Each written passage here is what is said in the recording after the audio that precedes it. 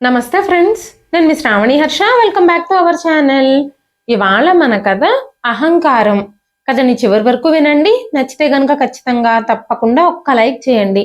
ఈ కథ పైన మీ విలువైన స్పందనని కామెంట్ రూపంలో మాకు తెలియజేయండి. కొత్తవారు ఎవరైనా చూస్తున్నట్లయితే మన ఛానల్ని సబ్స్క్రైబ్ చేసుకోండి. మాలిని ఎన్నో ఆశలతో పెళ్లి చేసుకుంది.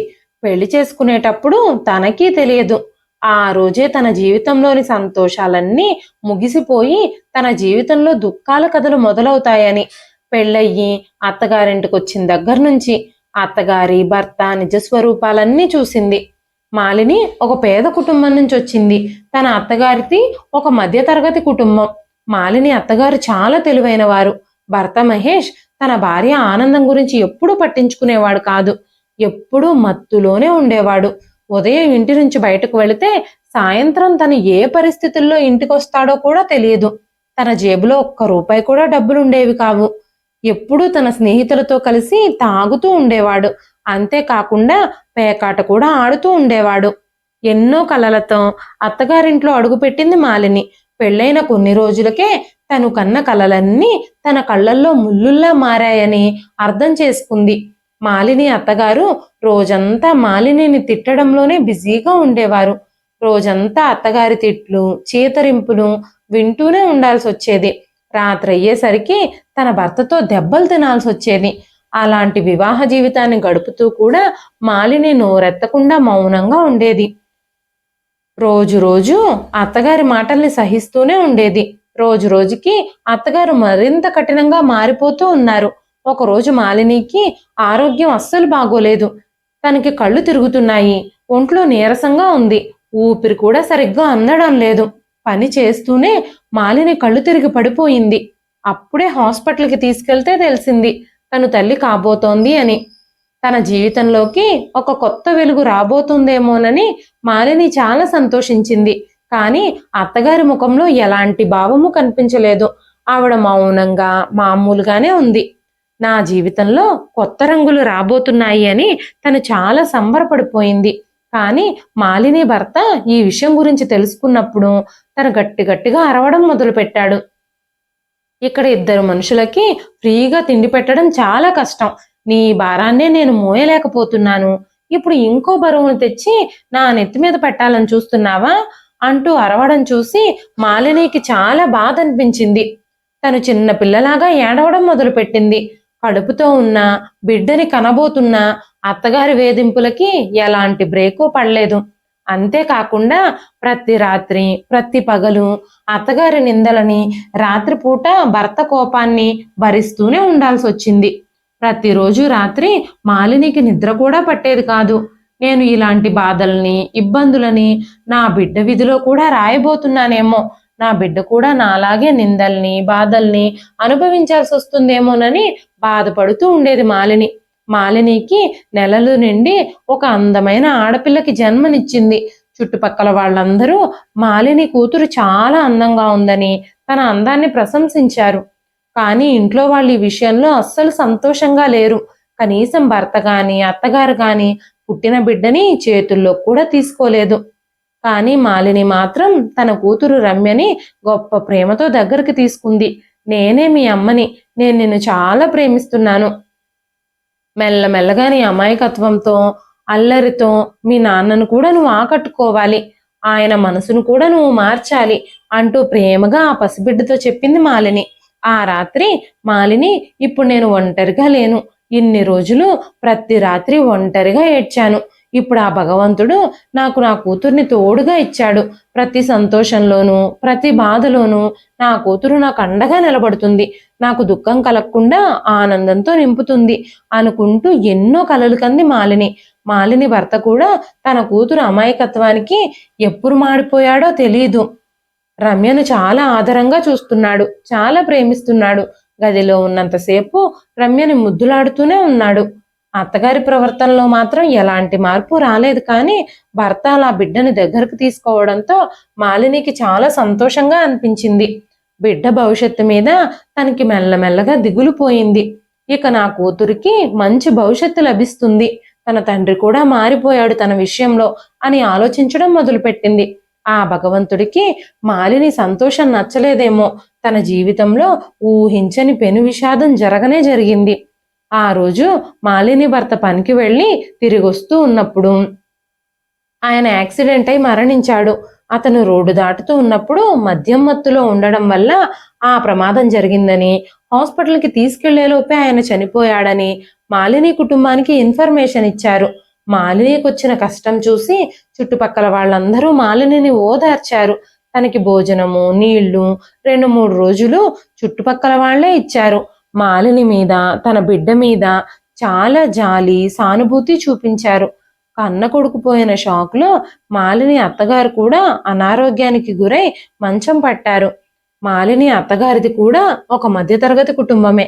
ఆస్తిపాస్తులేవీ లేవు. భర్త చనిపోయి గవర్నమెంట్ ఇచ్చే డబ్బులతో ఇంటిని నడిపించేవారు. అత్తగారికి ఆ పెన్షన్ డబ్బులు తప్ప వేరే ఆధారం లేదు. భర్త పనిచేసి తాగుడికి పోగా మిగిలిన డబ్బులు ఏమైనా ఇస్తే ఆమె ఇంటి ఖర్చులకు వాడేవారు. ఇప్పుడు భర్త చనిపోయి అత్తగారు మంచం పట్టి మాలిని నిస్సహాయ స్థితిలో మిగిలిపోయింది. తనతో పాటుగా తన చంటి బిడ్డ కూడా ఇబ్బందులు పడాల్సి వచ్చింది. కొన్ని రోజులు మంచంలో ఉండి మాలిని అత్తగారు కూడా చనిపోయారు. ఇప్పుడు ఆ ఇంట్లో మాలిని తన కూతురుతో పూర్తిగా ఒంటరిగా ఉండిపోయింది. మాలినికి తన కూతుర్ని చూసుకోవడానికి కానీ ఇంటి ఖర్చులకి కానీ డబ్బులు లేవు. ఇక మాలిని మెల్లగా ఆ ఇంటి చుట్టుపక్కల ధనవంతుల ఇళ్లల్లో పనులు చేయడం ప్రారంభించింది. పాత్రలు కడగడానికి, ఇల్లు ఊడవడానికి, ఏ పని దొరికితే ఆ పనికి బయలుదేరి వెళ్ళేది. పనికి వెళ్లే ముందు పక్కింట్లో ఉండే ఒక బామ్మగారి దగ్గర తన కూతురు రమ్యని విడిచిపెట్టి వెళ్ళేది. ప్రతిరోజు తన కూతుర్ని చూసుకున్నందుకు గాను 50 రూపాయలు తీసుకునేది ఆవిడ. ఈ రోజుల్లో ఎవ్వరూ ఊరికే పని చేయరు కదా. ఆవిడ కూడా వృద్ధాప్యంలో ఉంది. పెన్షన్ డబ్బులతోనే బ్రతుకుతుంది. పై ఖర్చులకు వస్తాయని ఈ పని చేయడానికి ఒప్పుకుంది. ఇంకా మాలిని కూడా తన పనికి వెళ్లి సంపాదించుకుంటే రమ్యని చూసినందుకు 50 రూపాయలు ఇవ్వడానికి సిద్ధంగా ఉంది. అలా కొన్నాళ్లు గడిచాక రమ్యకి 5 సంవత్సరాలు నిండాయి. అప్పుడిక మాలిని తన కూతుర్ని స్కూల్కి పంపించడం మొదలుపెట్టింది. కానీ మాలిని దగ్గర తన కూతురికి పుస్తకాలు కొనడానికి, బట్టలు కొనడానికి కూడా డబ్బులు లేవు. ఎలాగోలాగా రమ్య అన్ని అవసరాలు తీర్చడానికి ప్రయత్నిస్తూ ఉండేది మాలిని. రమ్య కూడా చాలా బాగా చదువుకునేది. ఎప్పుడూ తన క్లాస్లో ఫస్టే వచ్చేది. పని మనిషి కూతురు ఎంత తెలివైందో, ఎంత బాగా చదువుతుందో అని అందరూ రమ్యని మెచ్చుకుంటూ ఉండేవారు. అంతేకాకుండా రమ్యకి బట్టలు, పుస్తకాలు కొనివ్వడానికి కూడా ఎవ్వరూ వెనకాడేవారు కాదు. రమ్య బాగా చదవడంతో మాలిని పనిచేసే ఇళ్లల్లో రమ్యని ఎంకరేజ్ చేయడానికి అవసరమైనవన్నీ రమ్యకి కొనిచ్చేవారు. మాలిని తన కూతురు అవసరాలని తీర్చడం కోసం మధ్యాహ్నం ఒక దాబాలో కూడా పనికి కుదిరింది. అక్కడ అందరూ మగవాళ్ళు మాత్రమే పనిచేసేవారు. మాలిని చాలా బ్రతిమాలడంతో మాలినిని కూడా అక్కడ పనిలో పెట్టుకున్నారు. అంతేకాకుండా రమ్య స్కూల్లో ఒక ఇంగ్లీష్ టీచర్ ఉండేవారు. వాళ్ళ ఇంట్లో కూడా మాలిని పనిచేసేది. సాయంత్రం ఆ ఇంటికి పనికి వెళ్ళేటప్పుడు మాలిని రమ్యను కూడా తనతో పాటు తీసుకువెళుతూ ఉండేది. ఆ టీచరు రమ్యతో ఇంగ్లీష్లోనే మాట్లాడేది. రమ్య ఆవిడ దగ్గర చాలా ఇంగ్లీష్ నేర్చుకునేది. ఇంటికొచ్చి నేర్చుకున్నవన్నీ ప్రాక్టీస్ చేసేది. అంతేకాకుండా రమ్య తన తల్లికి ఎవరైనా ఏదైనా ఇస్తే థ్యాంక్స్ చెప్పడం, ఏదైనా తప్పు చేస్తే క్షమించమని అడగడానికి సారీ చెప్పడం, చిన్న చిన్న ఇంగ్లీష్ పదాలు నేర్పిస్తూ ఉండేది. రోజంతా ఇళ్లల్లో పనిచేస్తూ రాత్రిపూట మాత్రం అలసిపోయి పడుకున్నా కూడా మంచంలో ఉండే దేవుణ్ణి నా కూతురికి మంచి భవిష్యత్తు ఇవ్వమని ప్రార్థిస్తూ ఉండేది మాలిని. రమ్య రోజు రోజుకి పెరిగి పెద్దదవుతోంది. తను ఒక చందమామలాగా అందంగా ఉండేది. మాలిని ఒక పెద్ద బంగ్లాలో పనిచేసేది. ఆవిడ పనిచేస్తున్నప్పుడు ఆ బంగ్లా యజమానులు తనకి బట్టలు కూడా ఇచ్చేవారు. అంతేకాకుండా మాలిని మిషన్ కూడా కుట్టేది. చుట్టుపక్కల ప్రజలందరికీ మంచిగా బట్టలు కుట్టించేది. ఉదయం అంతా ఇళ్లల్లో పనిచేయడం, రాత్రిపూట బట్టలు కుట్టడం ప్రారంభించింది మాలిని. కూతురు భవిష్యత్తు కోసం తను నిద్రపోవడం కూడా మానేసింది. ఎందుకంటే రమ్య 10th క్లాసు పూర్తవుతే ఇంటర్మీడియట్కి మంచి కాలేజీలో జాయిన్ చెయ్యాలి. దానికోసం చాలా డబ్బులు అవసరం అవుతాయి. అందుకే మాలిని పగలు రాత్రి పని చేస్తుంది. అనుకున్నట్టుగానే రమ్య 10వ తరగతి పాస్ అయింది. 10వ తరగతిలో రమ్య స్కూల్ ఫస్ట్ వచ్చింది. ఆ తర్వాత మాలిని రమ్యని కాలేజీలో చేర్పించింది. ఆ కాలేజీ వాతావరణం చూసి రమ్య చాలా భయపడింది. అబ్బాయిలు, అమ్మాయిలు, రంగురంగుల బట్టలు ఇవన్నీ చూసి రమ్య కంగారు పడిపోయింది. కానీ మాలిని రమ్యకి చాలా ధైర్యం చెప్పింది. నువ్వు నీ చదువు మీద దృష్టి పెట్టు, ఏ విషయానికి భయపడొద్దు, ధైర్యంగా ఉండు అని చెప్పినప్పుడు రమ్య కూడా తన చదువు మీదే దృష్టి పెట్టి చాలా బాగా చదివింది. లెక్చరర్స్ కూడా తనని ప్రశంసిస్తూ ఉండేవారు. రమ్య చాలా షార్ప్ అని అందరూ మాట్లాడుకుంటూ ఉండేవారు. కొంతమంది తినొక పని మనిషి కూతురు, వాళ్ళమ్మ ఇళ్లల్లో పాచి పనులు చేస్తుంది అంటూ ఎగతాళి కూడా చేసేవారు. కానీ రమ్య అవేవి పట్టించుకునేది కాదు. మాలిని మాత్రం రమ్య చదువు కోసం, కాలేజీ ఫీజులు కట్టడం కోసం డబుల్ పని చేయడం ప్రారంభించింది. క్షణం కూడా తీరిక లేకుండా పగలంతా చాలా ఇళ్లలో ఇంటి పనులు చేస్తూనే ఉండేది. రాత్రిపూట రమ్య చదువుకోవడానికి కూర్చున్నప్పుడు మాలిని మిషన్ కుట్టడానికి కూర్చునేది. రమ్య పుస్తకాలు తెరిచినప్పుడు పుస్తకాల్లో తన చేతిరాత చూసి, ఇంత అందమైన చేతిరాత ఉన్న వాళ్ళకి అందమైన భవిష్యత్తు ఉంటుంది, నా కూతురికి ఎలాగైనా సరే ఆ భగవంతుడు అందమైన భవిష్యత్తు ఇవ్వాలని భగవంతుడిని ప్రార్థిస్తూ ఉండేది. రమ్య ఇంటర్మీడియట్ కూడా పూర్తి చేసుకుని డిగ్రీలో జాయిన్ అయింది. మాలిని ఒకరోజు అదే బంగ్లాలో పనికి వెళ్ళినప్పుడు ఆ బంగ్లా యజమానులు, ఇప్పుడు మీ అమ్మాయి ఏం చేస్తుంది, ఏం చదువుతుంది అన్న విషయాలు ఆరా తీశారు. అప్పుడు మాలిని, మా అమ్మాయి డిగ్రీ 2వ సంవత్సరం చదువుతుంది అని వాళ్ళకి చెప్పింది. నేను మీ అమ్మాయి కోసం మంచి సంబంధం చూస్తాను అని ఆవిడ చెప్పడం ప్రారంభించింది. కానీ మాలిని కొంచెం సంశయించింది. రమ్య చాలా అందంగా ఉంటుందని ఆ బంగ్లా యజమానులకు కూడా తెలుసు. ఎప్పుడైనా మాలినికి ఒంట్లో బాగోలేనప్పుడు మాలినికి తోడుగా ఆదివారాలప్పుడు కానీ రమ్య కూడా అక్కడికి పనికొస్తూ ఉండేది. అప్పుడు మాలిని, మా అమ్మాయి ఇప్పుడు డిగ్రీ 2nd ఇయరే చదువుతుంది, ఇంకో సంవత్సరం అయితే తన చదువు పూర్తయిపోతుంది, ఆ తర్వాత తనకి మంచి ఉద్యోగం కూడా వస్తుంది, తను కష్టపడి చదివి మంచి ఉద్యోగం కూడా సంపాదిస్తుంది, ఇక మా కష్టాలన్నీ తీరిపోతాయి, ఆ తర్వాత తనకు ఒక మంచి సంబంధం చూసి పెళ్లి చేయాలని నేను అనుకుంటున్నాను. ఈ లోపుగా ఏదైనా మంచి సంబంధం వస్తే తప్పకుండా నాతో చెప్పండి, తన చదువు పూర్తయిన వెంటనే తనకి పెళ్లి చేసేస్తాను అంటూ చెప్పింది మాలిని. కొన్ని రోజుల తర్వాత ఆ బంగ్లా యజమాని, నేను నీతో చాలా ఇంపార్టెంట్ విషయం మాట్లాడాలి అని అనుకుంటున్నాను అని చెప్పినప్పుడు మాలిని ఆశ్చర్యపోయింది. వీడు నాతో మాట్లాడే ఇంపార్టెంట్ విషయం ఏమై ఉంటుందా అని తను కంగారు పడింది. వెంటనే ఆయన, నా చెల్లెలు, మా బావగారు అమెరికా నుండి వచ్చి ఇక్కడే వ్యాపారం చేయడం మొదలుపెట్టారు. నా మేనల్లుడు దిలీప్ చాలా అందంగా ఉంటాడు, బాగా చదువుకున్నాడు. మొన్న రమ్య నీతో పాటు వచ్చినప్పుడు రమ్యని చూసి దిలీప్ ఇష్టపడ్డాడట. రమ్యని మా మేనల్లుడికిచ్చి పెళ్లి చేయాలని మేము అనుకుంటున్నాము అని ఆయన చెప్పినప్పుడు మాలిని కాస్త సంశయించింది. నేను ఏంటి పని మనిషిని, మీకు మేము ఎలా సరితూగుతాము అని మాలిని అడిగినప్పుడు, ఇది స్టేటస్కి సంబంధించిన విషయం కాదు, నీ కూతురికి ఆ యోగ్యత ఉంది, తను అందంగా ఉంటుంది, బాగా చదువుకుంది, చాలా తెలివైంది, అంతేకాకుండా మీ అమ్మాయి రమ్య మా దిలీప్ని పెళ్లి చేసుకుంటే తన జీవితం కూడా బాగుపడుతుంది అని చెప్పినప్పుడు మాలిని ఆలోచనలో పడింది. అప్పుడే తన యజమాని భార్య అక్కడికి వచ్చి, ఒప్పుకో మాలిని, ఇలాంటి మంచి సంబంధం మీ అమ్మాయికి దొరకాలంటే దొరకదు, మీ అమ్మాయి చాలా తెలివైంది, మా ఆడపడుచు కూడా ఈ సంబంధానికి ఇష్టపడుతుంది, వాళ్ళందరూ చాలా మంచివాళ్ళు, మీ కూతురికి ఎలాంటి ఇబ్బంది రాకుండా చూసుకుంటారు, మీ అమ్మాయి వాళ్ళకి చాలా నచ్చింది కాబట్టే వాళ్ళు ఈ సంబంధం కోసం అడుగుతున్నారు, ఇది రమ్య అదృష్టం అనే చెప్పాలి అనగానే మాలిని, అమ్మా మీరు చెప్పేది నాకు అర్థం అవుతుంది, కానీ మీ స్థాయి ఎక్కడా, మా స్థాయి ఎక్కడా, అదే ఆలోచిస్తున్నాను నేను అని చెప్పగానే, ఇక నీ ఆలోచనలన్నీ పక్కన పెట్టు, మనం పెళ్లి డేట్ని ఫిక్స్ చేసుకుందాం, నువ్వు ఒకసారి రమ్యతో మాట్లాడు అని చెప్పినప్పుడు మాలిని ఆ సంబంధానికి ఒప్పుకుంది. మాలిని తన కూతురు కోసం తన పాత బంగారం అమ్మేసి తన కూతురికి చెవిరింగులు, ఇంకొక చిన్న గొలుసు తీసుకుంది. రమ్యకి ఇంత గొప్ప సంబంధం వచ్చింది అంటూ చుట్టుపక్కల వాళ్ళందరూ మాట్లాడుకోవడం మొదలుపెట్టారు. అందరి కళ్ళు ఆశ్చర్యంతో మెరవడం మొదలయ్యాయి. రమ్య కూడా దిలీప్ని చాలా ఇష్టపడింది. ఇదంతా మాలినికి ఒక కలలాగా అనిపిస్తుంది. పెళ్లి రోజు దగ్గర పడే కొలది అత్తామామల ఇంటి నుంచి ఖరీదైన బట్టలు, నగలు పెళ్లి కోసం రమ్యకి పంపించారు. వాటి ముందు మాలిని తీసుకున్న బట్టలు, నగలు అన్నీ దిగదుడుపుగా మిగిలిపోయాయి. అప్పుడు రమ్య, అమ్మా నువ్వు తీసుకున్న బట్టలే చాలా బాగున్నాయి, నాకు అవే నచ్చాయి అంటూ మాలినితో మాట్లాడింది. తనని మామూలుగా చేయడానికి ప్రయత్నించింది. తన జీవితం తను కలలు కన్నట్టుగా మారబోతోందని రమ్య చాలా సంతోషించింది. మాలినికి మాత్రం అస్సలు నిద్ర పట్టడం లేదు. తన కూతురు పెళ్లి తర్వాత సంతోషంగా ఉండాలని, అందరూ తనని అర్థం చేసుకోవాలని, తనకి మంచి జీవితం రావాలని తను భగవంతుణ్ణి ప్రార్థిస్తూనే ఉంది. రమ్య పెళ్లి రోజు రానే వచ్చింది.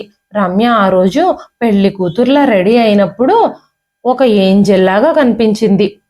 మగ పెళ్లి వాళ్ళు పంపించిన బ్యూటీషియన్ రమ్యకి మేకప్ కూడా చేసింది. వాళ్లే పెళ్లి కోసం నగలు, బట్టలు అన్ని పంపించారు. మంచిగా రోజా పువ్వులతో అలంకరించిన ఒక కారు మాలిని ఇంటి ముందు ఆగింది. మాలిని తడి కళ్లతో తన కూతుర్ని పెళ్లి మండపానికి పంపించింది. తన హృదయం అంతా ప్రశాంతంగా ఇంకా సంతోషంగా ఉంది ఆ రోజు.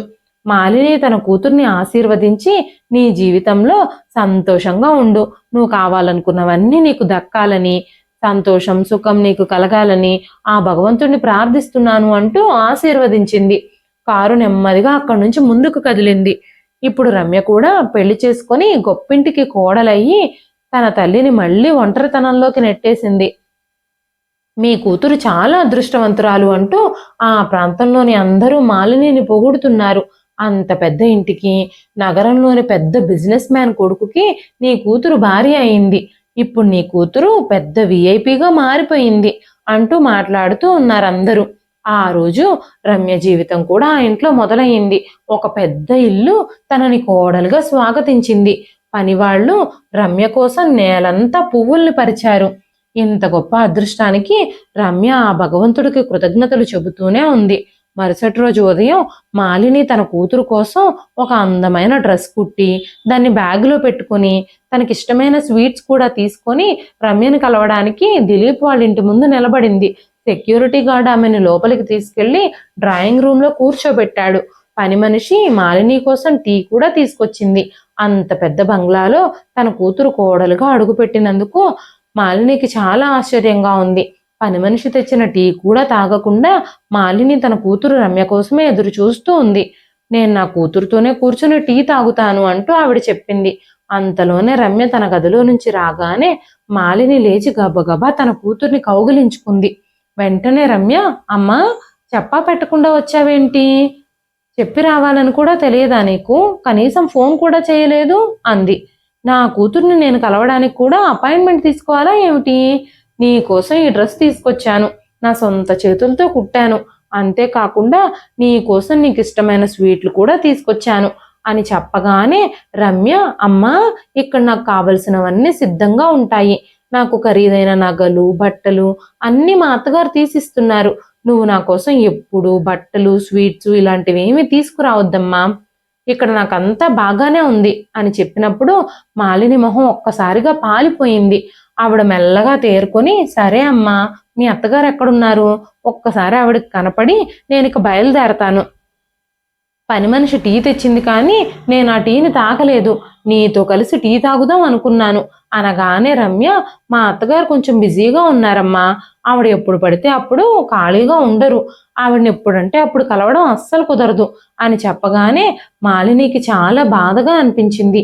తన కూతురు పెళ్లి జరిగి 24 గంటలు కూడా జరగకముందే ఇంతలా మారిపోయింది. తన కన్న తల్లితో కూడా సరిగ్గా మాట్లాడడం లేదు. ఎవరో తెలియని వ్యక్తులతో మాట్లాడుతున్నట్టుగా తన మాటలున్నాయి. వెంటనే మాలిని, సరే అమ్మా, నేను వెళ్ళొస్తాను అని చెప్పగానే రమ్య అడ్డు తప్పుకొని తనకి దారిచ్చింది. కనీసం కాసేపు ఉండి వెళ్ళమని కానీ, భోజనం చేయమని కానీ, కనీసం టీ అన్నా తాగమని కానీ అనలేదు.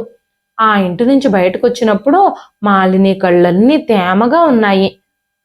తన ఇంటికి తిరిగొచ్చి తనకు తానే సర్ది చెప్పుకుంది. ఇప్పుడు తన జీవితం, తన హోదా అన్నీ మారిపోయాయి అంటూ తన మనసుకి తానే సమాధానం చెప్పుకోవడానికి ప్రయత్నించింది. తన దగ్గరికి బట్టలు కుట్టించుకోవడానికి తెచ్చిన మహిళలందరూ మాలినితో, మీ అమ్మాయి చాలా గొప్ప ఇంటికి కోడలైంది, తను చాలా అదృష్టవంతురాలు, తను నిన్ను కూడా చాలా బాగా చూసుకుంటుంది, ఇకిప్పుడు నువ్వు ఇలా కష్టపడాల్సిన అవసరం లేదనుకుంటా అని చెప్పినప్పుడు వెంటనే మాలిని, నా కూతురు అత్తవారింట్లో సంతోషంగా ఉంది, నాకదే చాలు. ఇక పని విషయానికి వస్తే నా పని నేను చేయకుండా ఉండలేను. కాళ్ళు చేతులు బాగానే ఆడుతున్నాయి కదా, కష్టపడడం అలవాటే నాకు, అలాగే నా జీవితం కొనసాగుతుంది అని చెప్పారు ఆవిడ. కానీ తన కూతురు కిందకి చూడడం లేదని, తన కళ్ళు ఆకాశానికి ఎక్కాయని తను ఎవరితో అయినా ఎలా చెప్పుకోగలదు? రోజులు గడుస్తున్నాయి. మాలిని రోజు తన కూతుర్ని మిస్ అవుతూనే ఉంది.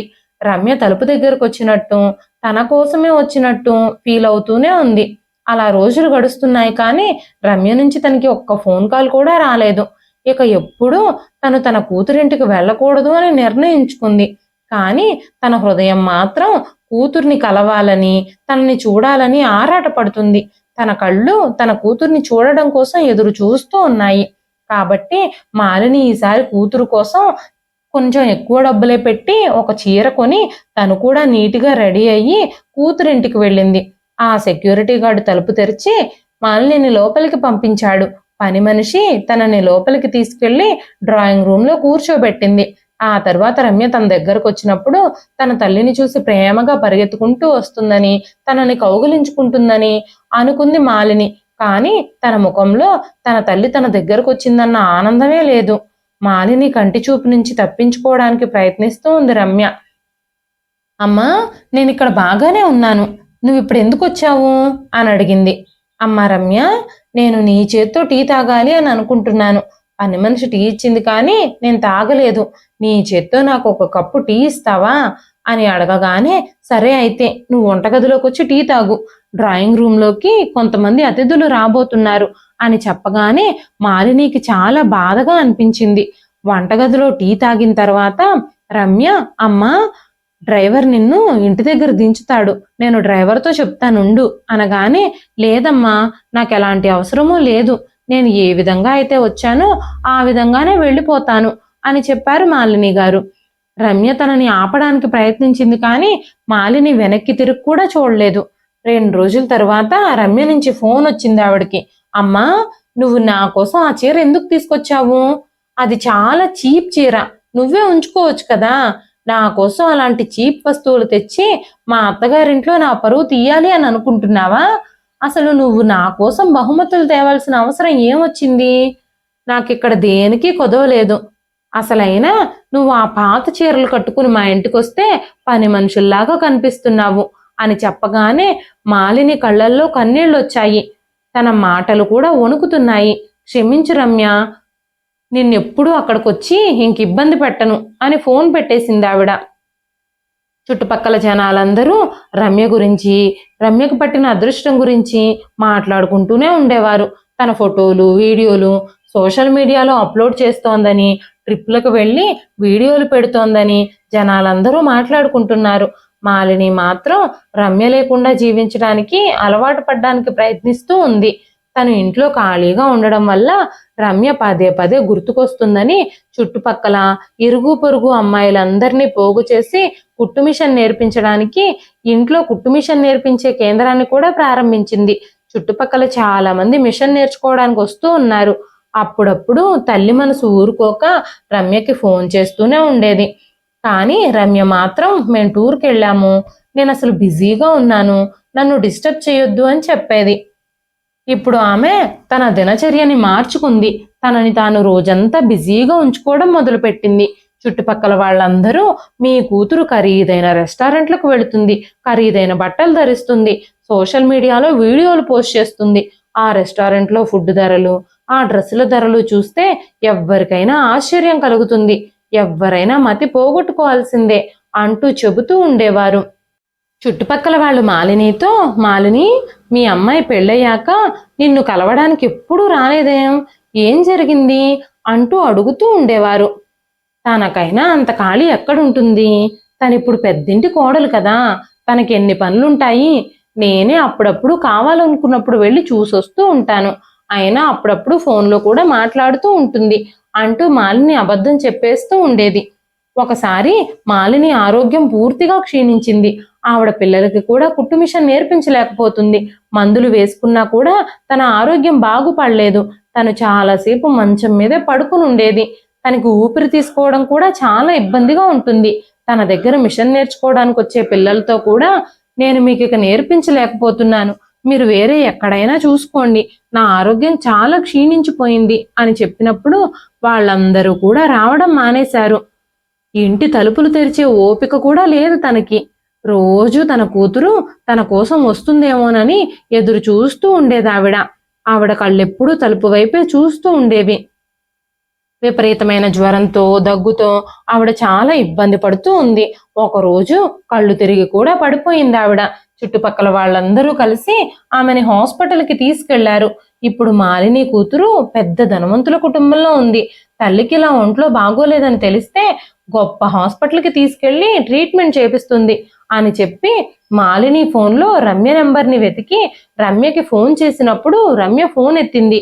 రమ్య ఫోన్ ఎత్తి, నేను చాలా బిజీగా ఉన్నాను, ఇప్పుడు అమ్మని కలవడానికి నేను రాలేను, నాకు ఇప్పుడు అస్సలు ఖాళీ లేదు అని చెప్పి ఫోన్ పెట్టేసింది. వెంటనే వాళ్ళందరూ ఆశ్చర్యపోయారు. డాక్టర్ ఆవిడకి అర్జెంటుగా ట్రీట్మెంట్ చేయాలని చెప్పగానే చుట్టుపక్కల వాళ్ళందరూ తలా కొంచెం డబ్బులు వేసుకొని ఆవిడకి ట్రీట్మెంట్ చేపించారు. అంత అనారోగ్యంలో ఉండి కూడా మాలిని, నా కూతురికి నా అనారోగ్యం గురించి చెప్పారా, తను నన్ను చూడ్డానికి వస్తుందా అని పక్కింటి ఆవిడని అడిగింది. అప్పుడు ఆ పక్కింటి ఆవిడ, మేము ఇప్పటికే రమ్యకి ఫోన్ చేసి చెప్పాము, మీ అమ్మాయి హృదయంలో చాలా అహంకారం నిండిపోయింది, తను పూర్తిగా మారిపోయింది, తను ఇప్పుడు ఇదివరకటి రమ్య కాదు, తననంతటి దాన్ని చేసిన కన్న తల్లిని తను మర్చిపోయింది అని చెప్పింది ఆవిడ. ఆ మాటలు విన్న తరువాత తను ఏం చెప్పాలనుకుంటుందో మాలినికి అర్థమైపోయింది. మాలిని కళ్ళల్లో కన్నీళ్ళు వచ్చాయి. తన కూతురు స్కూల్కు వెళ్లే రోజులు జ్ఞాపకం వచ్చాయి. తల్లిని చూడకుండా ఒక్క పూట కూడా ఉండలేని రమ్య ఇలా మారిపోయినందుకు ఆవిడికి చాలా బాధగా అనిపించింది. తను ఏడవడం మొదలుపెట్టింది. ఇప్పుడిక తను తన కూతురు మీద ఎలాంటి ఆశ పెట్టుకోకూడదని తనకి తానే ధైర్యం చెప్పుకుంది. చుట్టుపక్కల వాళ్ళందరూ తనకి అండగా నిలబడ్డారు. కొన్ని రోజుల తర్వాత తన ఆరోగ్యం కోలుకుని ఆసుపత్రి నుంచి డిశ్చార్జ్ అయ్యింది. కొన్ని రోజులు గడిచిన తర్వాత పక్కింటి ఆవిడ మాలిని దగ్గరకు వచ్చి, మాలిని, నువ్వు ఎన్ని రోజులని ఇలా ఒంటరిగా ఉంటావు, ఇతరుల మీద ఆధారపడి బ్రతుకుతావు, నీ ఇబ్బంది ఏమిటో నీకు బాగా తెలుసు, నీవు ఇప్పుడు ఒక్క రూపాయి కూడా సంపాదించే పరిస్థితుల్లో లేవు, ఒంటరిగా ఉన్నావు, నీ ఆరోగ్యం బాగు చేయించుకోవడం కోసం అందరూ తలో ₹1 వేసుకుని సహాయం చేశారు. ఇప్పుడు ఇంకా సహాయం చేయాలన్నా అందరికీ భారమే, నువ్వు అందరి సహాయాన్ని ఫ్రీగా తీసుకోలేవు. అందుకే నీకు ఒక విషయం చెప్పాలని నేను నీ దగ్గరకు వచ్చాను. గాంధీ చౌక్ రోడ్లో ఒక అనాథాశ్రమం నిర్మించబడిందట. అక్కడ పిల్లల్ని, ఎవ్వరూ లేని అనాథల్ని జాగ్రత్తగా చూసుకుంటారట. ఆ ఆశ్రమానికి ఒక వంట మనిషి కావాలని తెలిసిన వాళ్ళు నాతో చెప్పారు. నువ్వు అక్కడికి వెళ్ళి ఆ పిల్లలకి వంట చేసే పనిలో చేరొచ్చు కదా, నీకు కాస్త మంచిగా ఉంటుంది అని చెప్పినప్పుడు మాలిని చాలా ఆలోచించింది. తనకు కూడా అదే మంచిదని అనిపించింది. మాలిని పక్కింటి ఆవిడకి చాలా చాలా ధన్యవాదాలు చెప్పింది. నీకు చాలా కృతజ్ఞతలు, నువ్వు చెప్పింది సరైన మార్గమే అని నాకు అనిపిస్తుంది. ఒంటరిగా ఈ ఇంట్లో ఈ 4 గోడల్ని చూస్తూ ఎంతకాలం నా జీవితాన్ని గడపాలి, నేను నువ్వు చెప్పిన ఆశ్రమానికే వెళతాను అని చెప్పి మాలిని ఆ అనాథాశ్రమానికి వచ్చింది. అక్కడ వంట మనిషిగా చేరింది. మాలిని చాలా బాగా వంట చేసేది. మాలిని వల్ల ఆ ఇన్ఛార్జ్ కూడా చాలా సంతోషంగా ఉంది. పిల్లల్ని కూడా మాలిని జాగ్రత్తగా చూసుకుంటూ ఉండేది. రోజు అక్కడ చాలా మంది పిల్లల్ని చూస్తూ ఉంటే తన మనసుకి ప్రశాంతంగా అనిపించేది. ఆ పిల్లల్ని చూస్తూ తన మనసులోని బాధలన్నీ మరిచిపోవడానికి ప్రయత్నించేది మాలిని. పిల్లలందరికీ భోజనం పెట్టాక అక్కడ ఆశ్రమం బయట చాలా మంది బిచ్చగాళ్ళు కూర్చుని ఉండేవాళ్ళు. పిల్లలు తిన్న తర్వాత మిగిలిన ఆహారాన్ని మాలిని తీసుకెళ్లి అక్కడ బిచ్చగాళ్ళకి భోజనం పెడుతూ ఉండేది. ఆ ఆశ్రమానికి వచ్చిన తర్వాత మాలిని జీవితం చాలా మంచిగా అనిపించడం మొదలుపెట్టింది. మంచిగా టైం పాస్ అయిపోతుంది. అంతేకాకుండా తనకి భోజనము, ఒక రూము కూడా ఇచ్చారు. అక్కడ పిల్లల కోసం ఒక డాక్టర్ కూడా ఉన్నారు. ఆవిడ అనారోగ్యానికి కూడా కంటిన్యూస్గా ట్రీట్మెంట్ జరుగుతూనే ఉంది. తన ఆరోగ్యం ఇప్పుడు మంచిగా బాగుపడింది. తను చాలా సంతోషంగా ఉంది ఇప్పుడు. ఒకరోజు అనాథాశ్రమం బయట మెట్ల మీద కూర్చున్న బిచ్చగాళ్ళకి భోజనం పెడుతూ ఉన్నప్పుడు ఒక ముసుగుతో మొహాన్ని కప్పుకొని ఉన్న ఒక వ్యక్తిని మాలిని చూసింది. తన చేతులు కాలిపోయినట్టుగా ఉన్నాయి. ఆ అమ్మాయికి ఆహారం ఇచ్చినప్పుడు నిశ్శబ్దంగా ఆ అమ్మాయి ఆహారాన్ని తీసుకుని మౌనంగా అక్కడి నుంచి వెళ్ళిపోయేది. ఆ అమ్మాయి కళ్ళు మాలినికి చాలా పరిచయం ఉన్నట్టుగా అనిపించేవి. రోజు ఆ అమ్మాయి అక్కడ ఆహారం కోసం వస్తూ ఉండేది. మాలిని తనతో మాట్లాడడానికి ప్రయత్నించినప్పుడు ఆ అమ్మాయి మౌనంగా వెళ్ళిపోతూ ఉండేది. ఒకరోజు ఆ అమ్మాయిని మాలిని ఎవరు మీరు అని అడిగినప్పుడు, ఈ ప్రపంచంలో నాకెవ్వరూ లేరు, నేను ఒక అనాథని, భోజనం కోసమే రోజు ఇక్కడికి వస్తున్నాను అని చెప్పింది. ఈ ఆశ్రమంలో అనాథలకి ఆశ్రయం ఇస్తారు, మీకు 2 పూట్ల భోజనం లభిస్తుంది, మీకు స్థలం కావాలంటే నేను ఈ ఆశ్రమం ఇన్ఛార్జ్తో మాట్లాడతాను అని చెప్పినప్పుడు ఆ అమ్మాయి స్పందించలేదు. ఎప్పుడూ తన మొహం ఏమీ కనపడకుండా కప్పుకునే ఉండేది ఆ అమ్మాయి. ఆ అమ్మాయి కళ్ళు చూస్తూ ఉంటే రమ్య పదే పదే గుర్తుకొస్తూ ఉంది మాలినికి. ఎంత కంట్రోల్ చేసుకున్నా కూడా తన కూతుర్ని చూడాలి అన్న ఆశ కంట్రోలే అవ్వడం లేదు. తన ఫోన్ నుంచి రమ్య ఫోన్ నెంబర్కి చాలాసార్లు ఫోన్ చేయడానికి ప్రయత్నించినా కూడా రమ్య ఫోన్ అస్సలు కలవడం లేదు. ఎలాగైనా ఒకసారి రమ్యని చూసి రావాలి, రమ్య నన్ను అసహించుకున్నా పర్వాలేదు కానీ తను క్షేమంగా ఉందని నాకు తెలియాలి అంతే అనుకుంటూ మాలిని రమ్యని కలవడానికి వాళ్ళ బంగ్లా దగ్గరకు వెళ్ళింది. అక్కడ ఒక కొత్త వాచ్మెన్ ఉన్నాడు. నా కూతురు లోపలుంది, నేను రమ్య వాళ్ళ అమ్మని అని చెప్పి ఆవిడ లోపలికి వెళ్ళడానికి ప్రయత్నించినప్పుడు లోపల నుంచి ఒక కొత్త వ్యక్తి బయటకు వచ్చాడు. 3 నెలల క్రితమే ఈ ఇల్లు నేను కొనుగోలు చేశాను, ఈ ఇంటి యజమానులు ఈ ఇంటిని నాకు అమ్మేసి అమెరికా వెళ్ళిపోయారు అని చెప్పినప్పుడు మాలిని మనసు చాలా కలత చెందింది.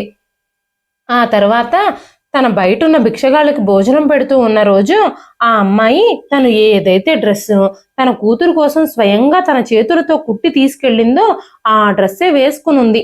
తను ఒక్కసారిగా ఆశ్చర్యపోయింది, ఎందుకంటే ఆమె కుట్టిన డ్రెస్ని ఆమె గుర్తుపట్టకుండా ఉండలేదు కదా. వెంటనే మాలిని ఆమె దగ్గరకు వెళ్ళింది.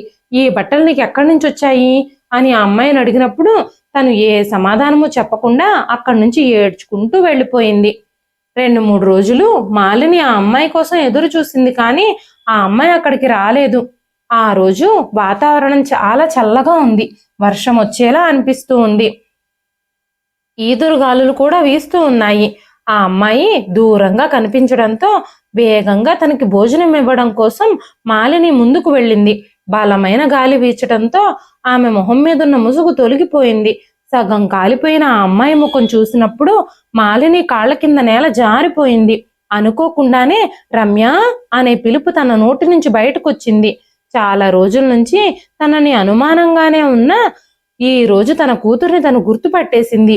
వెంటనే మాలిని రమ్య దగ్గరకు వెళ్ళి, రమ్య నువ్వేంటి ఇక్కడ, అసలు నీకేం జరిగింది, ఇలాంటి పరిస్థితికి నువ్వెందుకు వచ్చావు, ఎక్కడున్నా నువ్వు సంతోషంగా ఉండుంటావని నేను అనుకుంటున్నాను, కానీ నీకు ఈ పరిస్థితి ఎందుకు వచ్చింది అంటూ రమ్యని కౌగిలించుకుంది. ఏం జరిగింది అని పదే పదే మాలిని అడిగినప్పుడు రమ్య తన తల్లితో ప్రతిదీ చెప్పడం మొదలుపెట్టింది. అమ్మా, దిలీప్ నాకు విడాకులు ఇచ్చాడు, నా పొగరు కారణంగానే తను నన్ను అసహించుకోవడం మొదలుపెట్టాడు, అతను నన్ను విడాకులిచ్చి విడిచిపెట్టేసి ఇంటి నుంచి గెంటేశాడు. నేను నీ దగ్గరికి రావడానికి మన ఇంటికి వెళ్ళినప్పుడు అక్కడ నువ్వు లేవు. నేను నీ కోసం చాలా రోజులు అక్కడ ఇక్కడ తిరుగుతూనే ఉన్నాను. చాలాసార్లు మా అత్తమామ వాళ్ళ ఇంటికి వెళ్ళి వాళ్ళ పాదాలు పట్టుకుని ప్రాధేయపడుతూ ఉన్నాను, కానీ దిలీప్ నన్ను ఇంటి లోపలికి రానివ్వలేదు. దిలీప్ తన తల్లిదండ్రుల్ని తీసుకొని అమెరికా వెళ్ళిపోవాలని నిర్ణయించుకున్నాడు. ఆ ఇంటిని కూడా అమ్మేసి వాళ్ళంతా అమెరికా వెళ్ళిపోయారు. నన్ను ఇక్కడ ఒంటరిగా వదిలేశారు. నేను కూడా నీలాగే ప్రజల ఇళ్లల్లో వంటలు చేసి జీవించాలి అని అనుకున్నాను. నేను ఒక ఇంట్లో పని కోసం వెళ్ళాను. అక్కడ భోజనాన్ని ఉడికించేటప్పుడు వంటగదిలో గ్యాస్ సిలిండర్ పేలిపోయింది. నేను చాలా రోజులు ఆసుపత్రిలోనే పడున్నాను. నా దగ్గరికి ఎవ్వరూ రాలేదు. హాస్పిటల్ వాళ్ళు కూడా నన్ను అక్కడి నుంచి వెళ్ళిపోమని చెప్పారు.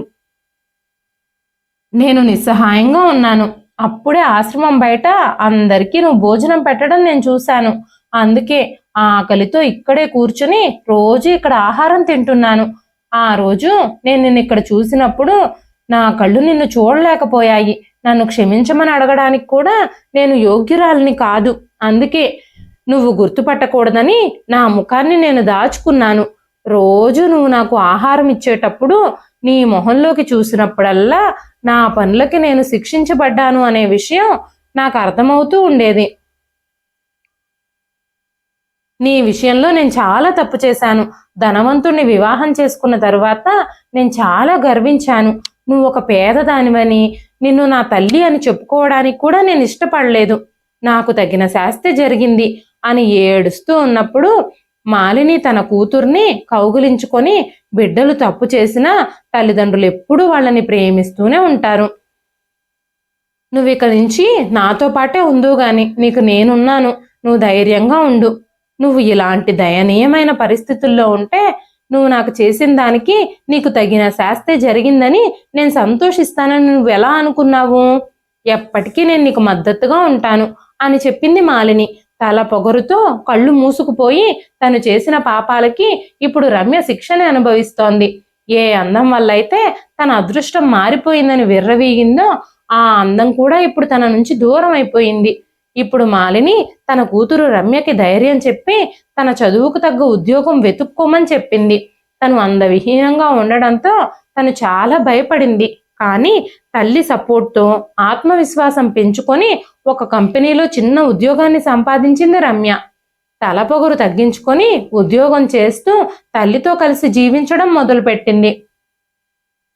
తన అందం గురించి, తనకి దొరికిన అదృష్టం గురించి అహంకారం చూపిస్తూ కన్న తల్లిని అవమానించి క్షోభకి గురి చేసిన రమ్య తన అహంకారానికి తగిన శిక్షనే అనుభవించింది.